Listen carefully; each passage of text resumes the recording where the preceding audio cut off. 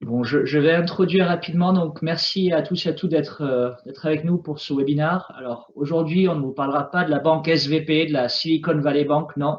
Nous vous parlerons du crédit immobilier et du marché français, notamment à travers le contexte, l'évolution, les taux, les perspectives.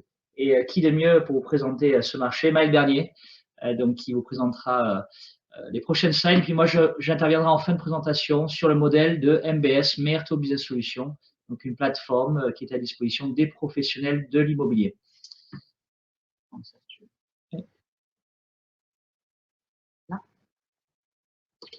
OK.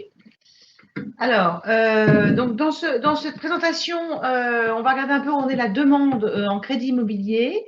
On va évidemment faire un point sur les taux, un point sur l'endettement des ménages, la situation à l'instant T, notamment avec la remontée des taux, évidemment. On va voir un peu ce que ça veut dire pour des emprunteurs aujourd'hui. Je vais vous parler un peu de regroupement de crédit, qui peut être une clé pour certains projets et notamment pour contourner un peu l'obstacle de l'endettement et des critères du HSF et de fameux 35% d'endettement qu'on ne peut pas dépasser. Et puis après, Thomas donc reprendra la parole pour la solution Meirto Business Solutions, le service dédié et un petit rappel pour comment ça fonctionne. Voilà. Donc, on va attaquer tout de suite. Donc, avec la demande. Alors, donc, état des lieux, la demande en 2022. Donc, une baisse assez modérée, mais une année coupée en deux. C'est-à-dire qu'on a eu un début d'année jusqu'on va dire un très très bon début d'année jusqu'en mars. Ensuite, un volume de demande qui s'est maintenu jusqu'en juin.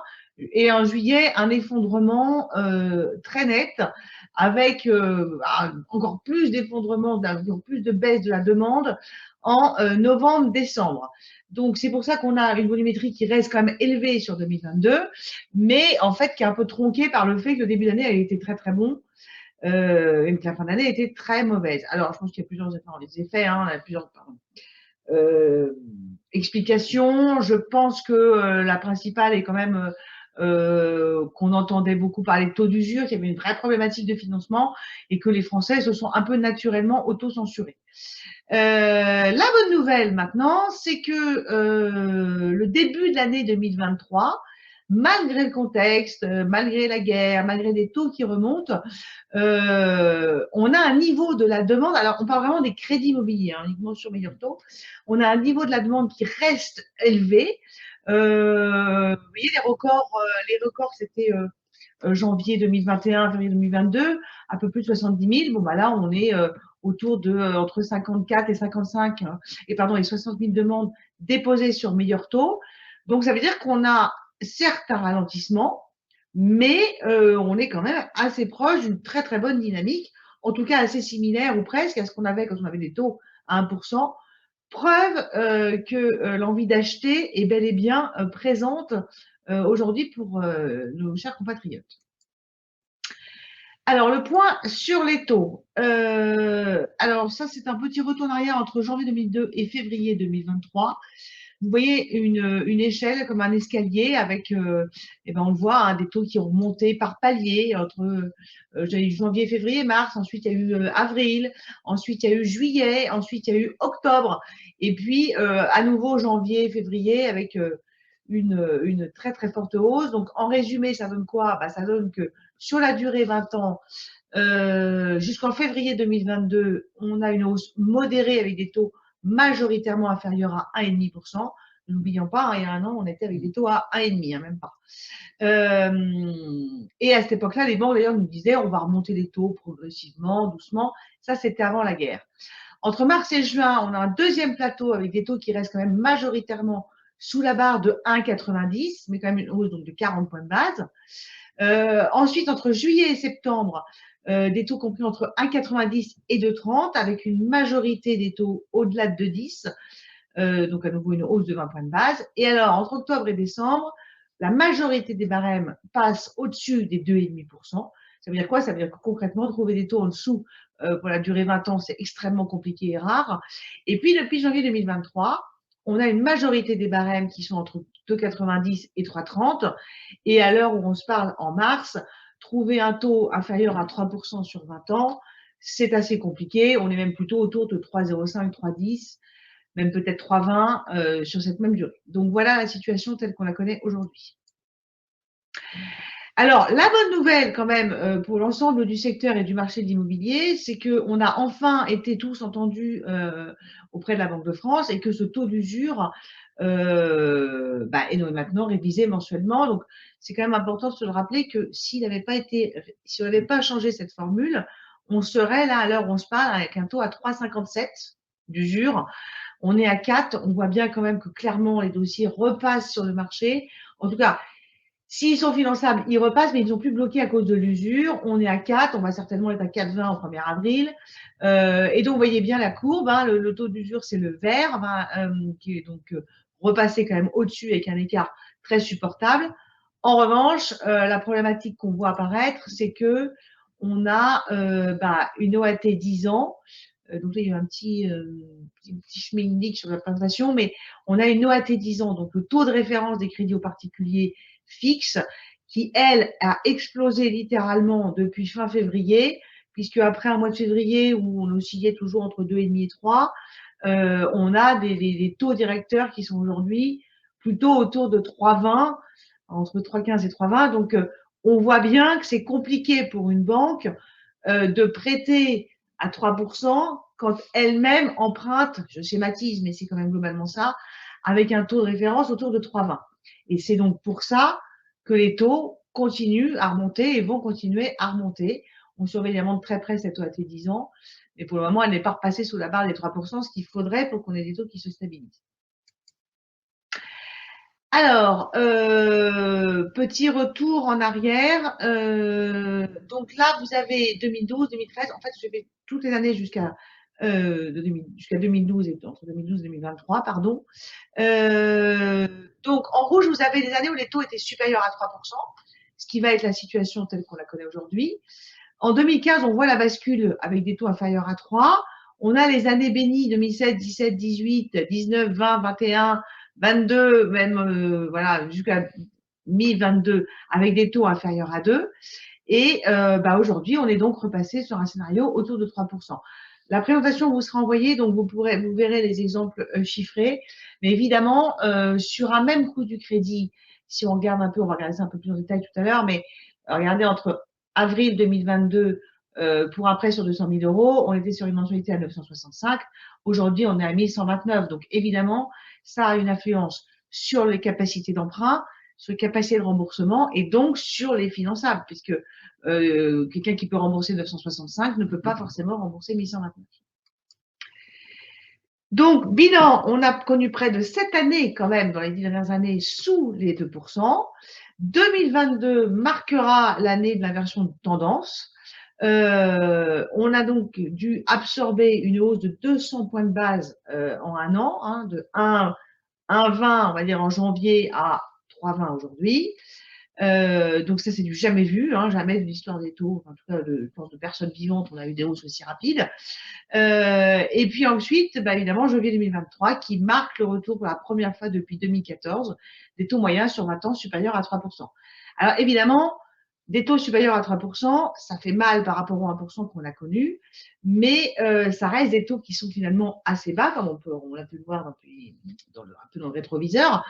C'est des taux qu'on a été habitué à voir. Et puis surtout, rappelons-le, nous avons une inflation qui, elle, est plutôt à 6. Voilà. Mais c'est vrai qu'on est un peu on a changé de braquet en 2022. On répondra aux questions après si ça vous va. N'hésitez pas. On les fera défiler avec Thomas, mais voilà. Alors, taux d'endettement. Ça, c'est l'impact uniquement de la hausse des taux. Je ne parle pas du tout des critères du HSF. Donc, vous voyez, en jaune, vous avez janvier 2021. Orange pâle, vous avez janvier 2022. En rouge, vous avez octobre 2022. Et vous avez en marronasse, février 2023. Et donc, la première colonne, là, ici, ce sont les dossiers qui sont déposés sur meilleur taux et qui sont inférieurs à 35% d'endettement, assurance comprise. Donc, en gros, ceux qui sont éligibles à un prêt. Ensuite, là, vous avez la zone grise, c'est-à-dire ceux qui sont entre 35 et 39. qui sont en gros ceux pour lesquels on peut obtenir des dérogations, mais pas à chaque fois, puisque vous le savez, pour l'instant, les dérogations sont principalement centrées sur les primo-accédants et très peu sur les investisseurs et les secondo-accédants. Et là, c'est ceux qui sont devenus infinançables.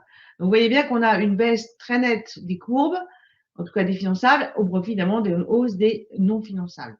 J'ai un peu de mal à voir les chiffres, mais de mémoire, on est à près de 70% de dossiers finançables en janvier 2021 et on est aujourd'hui en dessous de 55.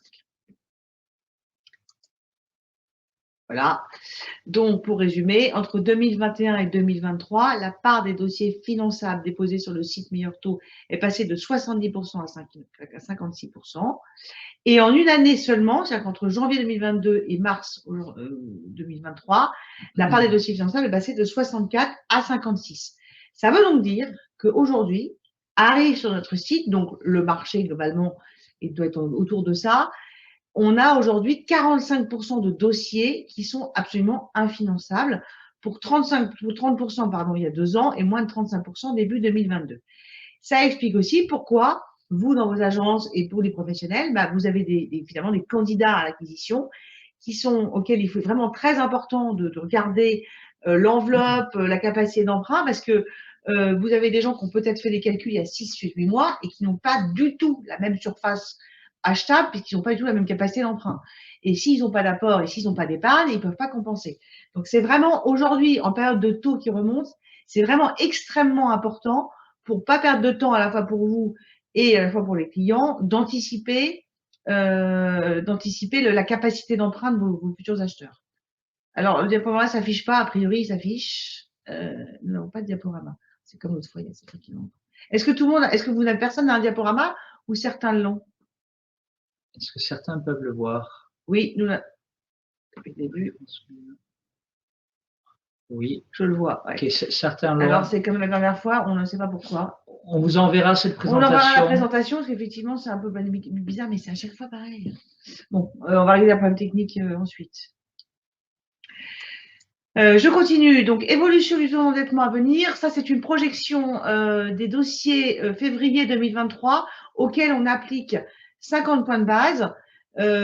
Concrètement, ça veut dire qu'on est passé des taux à 3 à un potentiel de 3,5, ce qui ne paraît pas complètement déconnant, puisqu'à priori, on va être dans cette situation-là assez rapidement au mois de juin.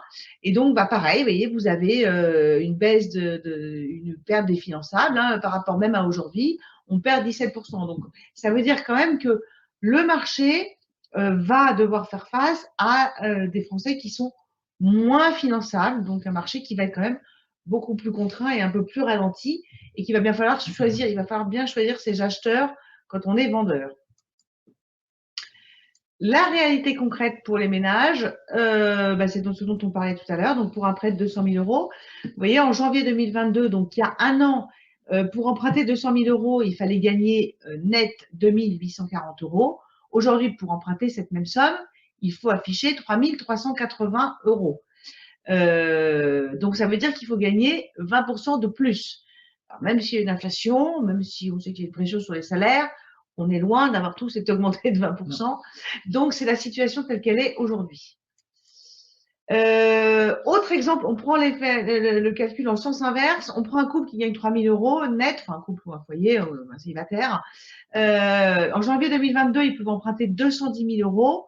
Aujourd'hui, il ne peut emprunter que 177 000. Donc, ça veut dire que s'il n'a pas l'épargne pour compenser ces 40 000 euros perdus, il faut qu'il achète plus petit.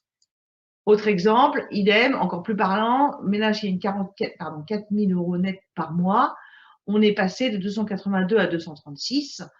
Donc, ça veut dire quand même près de 50 000 euros de perdus d'emprunt.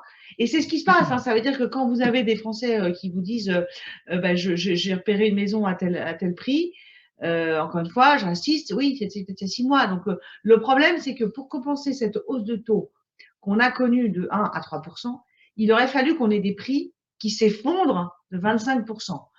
Or, c'est pas du tout le cas, évidemment, et ce ne sera pas le cas. Donc, même si on a aujourd'hui des ajustements à la baisse, on va en parler, mais ça veut dire qu'il faut emprunter moins ou alors aller piocher dans son épargne, quand on en a. Alors, ensuite, j'ai voulu vous parler du regroupement de crédit parce que ça peut être la clé pour certains projets, pas pour tous, mais ça peut permettre de contourner. Parce que vous savez qu'en plus, on avait le taux d'usure, ça c'est réglé, mais on a toujours cette fameuse norme du HCSF qui est de 35% d'endettement maximum. Ça veut dire que si vous empruntez, vous ne pouvez pas, les remboursements ne peuvent pas dépasser 35%, règle absolue. Possibilité de contourner un peu pour certains primo-accédants. Mais c'est des consignes qui sont très strictes. Et notamment pour des investisseurs, pour les gens qui achètent des investissements locatifs, parce que souvent, ils ont déjà un prêt immobilier pour leur résidence principale, par exemple, ou même une résidence secondaire. Et donc, tout ça s'ajoute et en fait, c'est bloquant. Donc, le regroupement de crédits, ça vous permet de regrouper des crédits existants pour faire de nouveaux projets. Alors, attention, hein, vous n'êtes pas obligé. Si vous avez, pour être très clair, un taux de crédit immobilier à 1% sur un prêt IMO, vous n'êtes pas obligé de le regrouper. Vous pouvez le laisser lui de côté et prendre les autres qui sont à des taux plus élevés, notamment les crédits conso. Tout est possible. Il n'y a aucune obligation de prendre tous les crédits. C'est des choses qu'on étudie. Mais ça peut être en tout cas un moyen de financer un nouveau projet ou qui soit plaisir ou plus financier. Mais voilà, de contourner un peu cette règle absolue de 35%. Un apport de trésorerie supplémentaire. Et puis surtout, n'oublions pas, petite cerise sur le gâteau, c'est que quand vous faites un regroupement de crédit, vous avez une seule assurance emprunteur qui est calculée sur l'ensemble du capital restant dû et non sur les capitaux de départ des différents prêts. Quand vous avez pris vos crédits, vous avez à chaque fois, en tout cas pour les IMO, pris une assurance sur chaque crédit. Là, vous pouvez regrouper, donc ça vous coûtera un peu moins cher. Cerise sur le gâteau. Donc, quelques exemples. Voilà, typiquement, là, regrouper ses prêts conso et financer un apport pour acheter sa résidence principale. Donc là, les gens étaient locataires. Ils avaient 2 crédits à la consommation.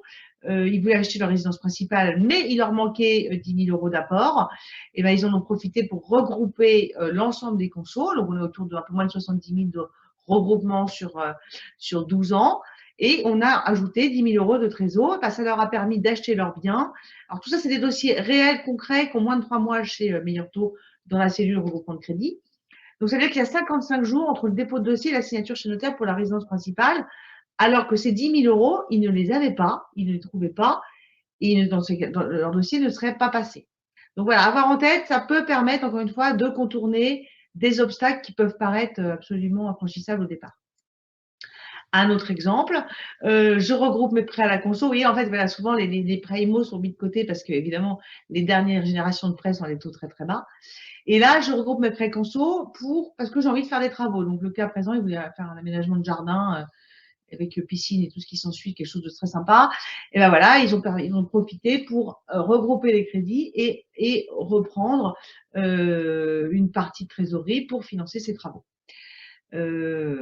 Voilà, donc encore une fois, pensez-y, on a une cellule, enfin Thomas après fait le lien, mais nous avons une cellule entièrement dédiée à ces projets-là et qui sont assez surprenants parce qu'on croit toujours que ce sont des gens qui sont très endettés ou qui ont des vraies problématiques financières tous les mois. Et non, pas du tout. Il y a encore des Français qui ont des projets.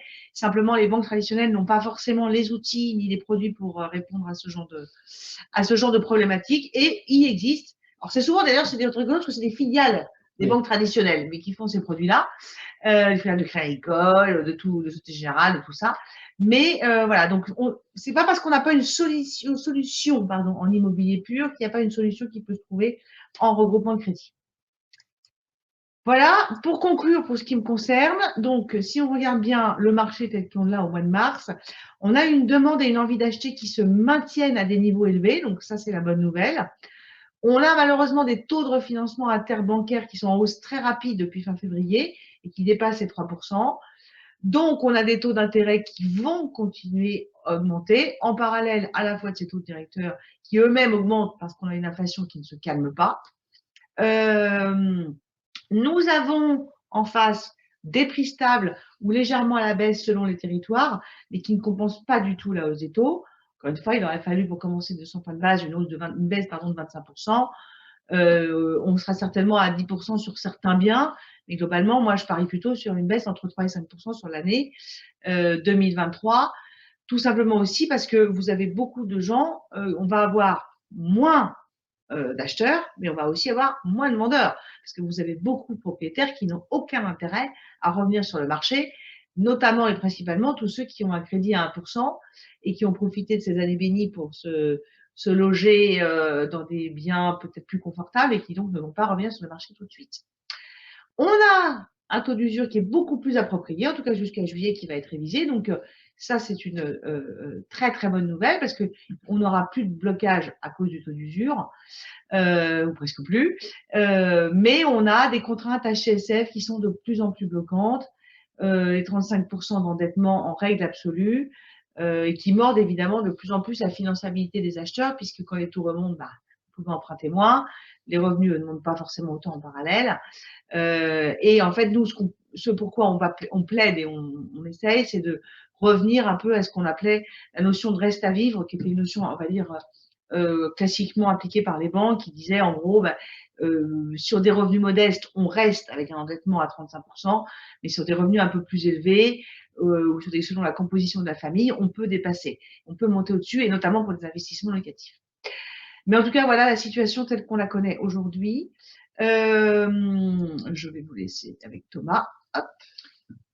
Alors, et on passera aux questions après.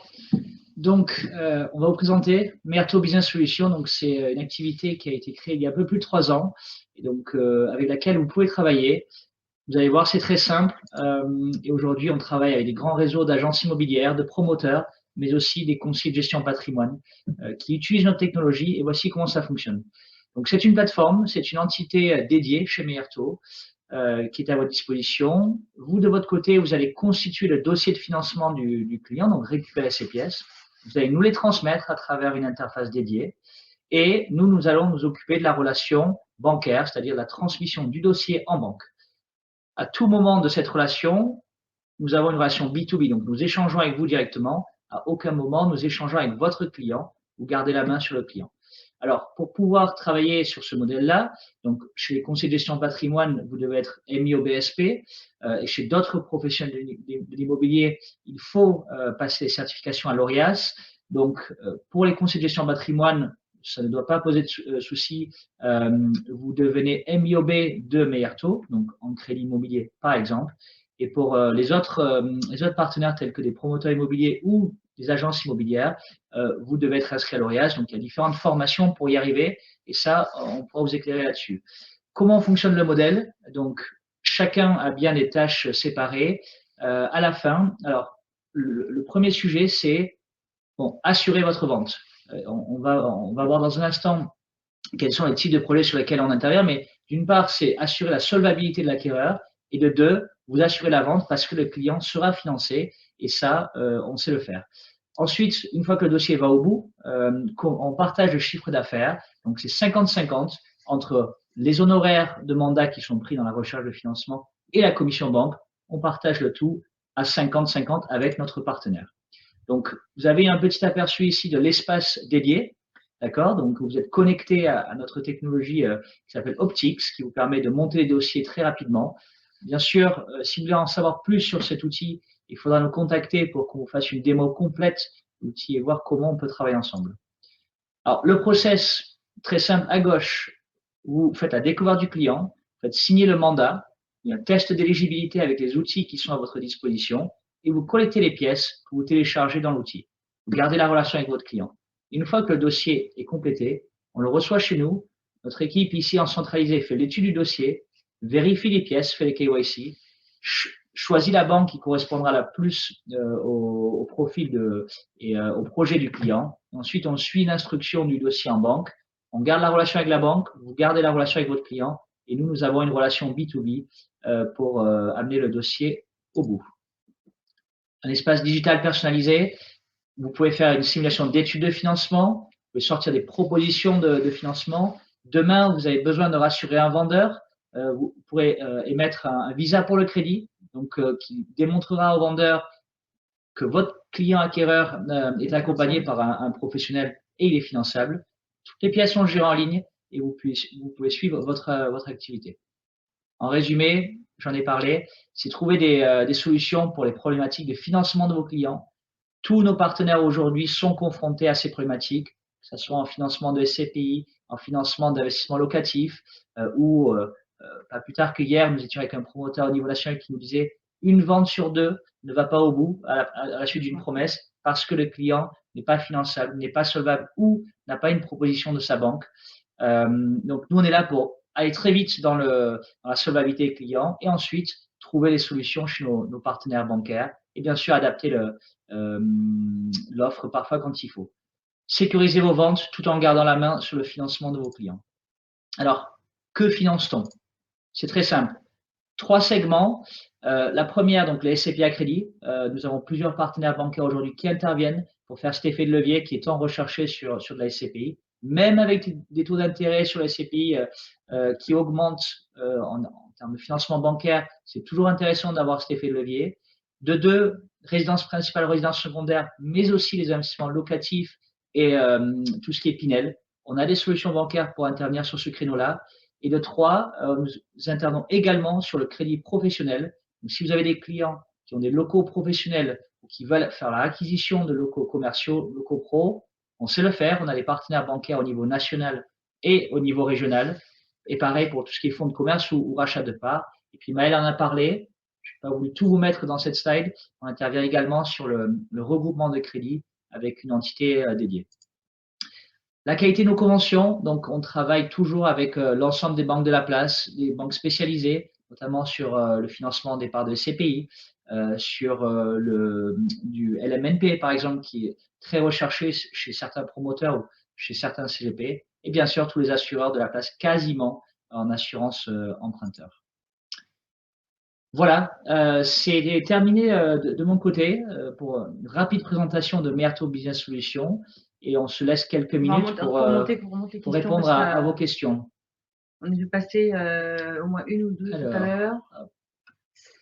Il y a eu toutes les parties que je ne vois pas, je vois. Puis il y a eu une question sur l'apport.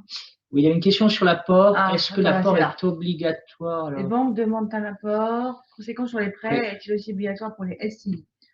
Alors, sur les prêts, effectivement, elles demandent 10% minimum, donc les frais annexes. Sur les SCI, c'est un peu moins, ça peut être un peu moins gardant, mais ça dépend encore une fois de la structure de la SCI et des revenus de ceux qui sont dans la SCI. C'est pas la SCI, c'est pas la baguette magique de la péclochette, hein, mais c'est vrai que quand vous êtes deux ou trois, faire quelque chose de familial, ça peut permettre de s'endetter un peu plus, mais attention, la SCI n'est pas non plus le remède miracle. Puis surtout, peut-être il y a 3 ans, il y avait des dossiers où les banques ne demandaient pas d'apport ou acceptaient des dossiers ou très peu d'apport. Aujourd'hui, il faut vraiment oublier cette phase-là, oublier cette période-là qui était des taux exceptionnels, des conditions qu'on n'avait pas vues depuis des décennies. Là, il faut vraiment, vraiment viser 10% d'apport sur l'ensemble du strict minimum. C'est ça. Puis, plus vous augmentez votre apport, plus vous pourrez avoir des conditions intéressantes. Et bien sûr. Et surtout, en fait, ce qu'on veut expliquer, c'est que ce ne sont pas. Alors, effectivement, les banques en 2019 ont financé ce qu'on appelle à 110%. Donc ça, c'était finalement une période bénie. Ça s'est aussi arrêté dès le confinement. C'est-à-dire que ça, même en retour de confinement, on n'avait plus de prêts à 110%. Aujourd'hui, les banques demandent donc à minima de financer les frais de notaire, tout simplement aussi parce que comme les arbres ne montent plus au ciel et que les prix de l'immobilier ne sont plus comme ça, si vous prêtez ne serait-ce que 220 000 euros sur un bien qui vaut 200, si la personne malheureusement doit revendre très vite, il y a un risque qu'ils ne se retrouvent même pas dans leurs frais. Donc c'est aujourd'hui pour ça qu'on n'a plus d'apport, on n'a plus de 100 apports. Donc on a minimum 10%. Ensuite, ce ne sont pas les banques qui réclament forcément beaucoup d'apports, c'est le prix, c'est ce qu'on a vu tout à l'heure. C'est-à-dire qu'en fait, comme les Français peuvent emprunter moins parce que les taux ont monté, ils compensent avec de l'épargne et donc de l'apport plus élevé. Mais c'est en fait juste par un effet mathématique. Encore une fois, l'apport permet d'obtenir un taux plus bas, mais c'est pas si vous arrivez avec 20-30% d'apport, vous aurez un taux plus bas, mais c'est parce que la banque va vous le demander absolument. C'est juste que vous allez vous l'apporter pour pouvoir emprunter ce que vous voulez, enfin acheter ce que vous voulez. On a une petite question, est-ce qu'on intervient sur la Réunion? Oui, on intervient sur la Réunion. Il faudra nous envoyer un petit message et on mettra en contact avec le spécialiste à la Réunion. Est-ce que vos services peuvent renégocier un crédit en cours, dont l'assurance? Bien sûr, oui. Bien sûr. Aujourd'hui, il faut savoir que avec la loi Lemoine, la renégociation de l'assurance emprunteur c'est 8 demandes sur 10 sur l'assurance chez Meilleur Taux. On peut en négocier le crédit. On peut aussi renégocier que l'assurance parce que quelquefois, le crédit immobilier, comme je vous le disais, s'il est à 1% ou 1,5%, on n'a pas forcément intérêt à y retourner. Mais en revanche, on peut évidemment renégocier que l'assurance. Donc ça, on peut faire aussi, n'hésitez pas. Une question de Cédric Collet. Quelles sont les différences de taux entre pro et particulier, s'il vous plaît? Alors, donc un exemple sur 15. Alors, ce qui se passe sur le pro, je ne sais pas ce que vous faites exactement, Monsieur Collet, mais il n'y a pas de barème. Les banques déjà ne communiquent pas de barème sur les taux, contrairement à l'IMO. Ensuite, 15 ans, donc acquisition de murs professionnels ou locaux commerciaux. Il faut regarder à chaque fois l'entreprise derrière, les derniers bilans. Et puis la banque, en fait, peut faire de gros efforts sur leurs conditions parce qu'elle va vouloir créer une relation globale. Elle va capter des flux notamment. Elle va pouvoir leur présenter différentes assurances. Elle va éventuellement pouvoir capter une partie de départ du dirigeant ou de la structure dans un second temps. Donc, elle voit plutôt le financement pro comme une opportunité qui est beaucoup plus génératrice de PNB qu'un dossier de particulier. Et en fait, avec cette augmentation des taux, il y a deux choses. C'est la seule bonne nouvelle autour du taux d'usure, c'est qu'il n'y a pas de taux d'usure en crédit pro. Donc, on voit que les banques, aujourd'hui, ont des écarts assez élevés de 100, 150. Parfois, on voit des dossiers où il y a 200 points de base pour un même financement, mais notre devoir, c'est d'aller défricher justement les partenaires bancaires en crédit professionnel. Et ça ne va pas forcément être à chaque fois le taux le plus bas en crédit pro, mais l'offre globale la plus intéressante pour l'entrepreneur. Donc, et surtout un financement, qui est évidemment pas si dur à trouver. Donc voilà, ça, il ne faudra pas hésiter à nous solliciter si vous souhaitez qu'on travaille en crédit professionnel. Sur les formations, n'hésitez pas à nous envoyer un petit mail et puis on vous mettra en relation avec notre équipe de Meilleur Taux Formation qui vous expliquera les différentes catégories de formation en fonction de votre profil et de votre expérience. Parce que c'est légal. Les pré-relais sont-ils toujours OK? Oui. Alors les pré-relais, vous savez, ça a toujours été extrêmement prudent. Donc, on est retourné dans un système de prudence, puisqu'effectivement, toujours pareil, comme les prix montent plus, quand les prix montaient très fortement, une banque pouvait prêter à 90% de la valeur du bien. Maintenant, on est plutôt autour de 70. S'il y a un compromis qui est signé avec quelqu'un en face qui a une offre de financement, on va passer à 80. Enfin, en gros, voilà. Mais effectivement, les pré-relais, et heureusement, existent toujours. Ça fait partie aussi des prérogatives des courtiers. Pour les formations, donc il y a encore une question sur l'IOBSP. N'hésitez pas à nous solliciter et on vous mettra en relation avec l'équipe de Meilleur Taux Formation qui dispense en effet, je veux dire, toute la panoplie des formations MIOB ou IOBSP sous différents formats, présentiels, à distance notamment. Donc ça, c'est la réponse à ta question. Oui. Ensuite, descend un peu. On est tout en bas. Et qui tape, voilà. On attend il y a des gens qui sont en train de taper des questions.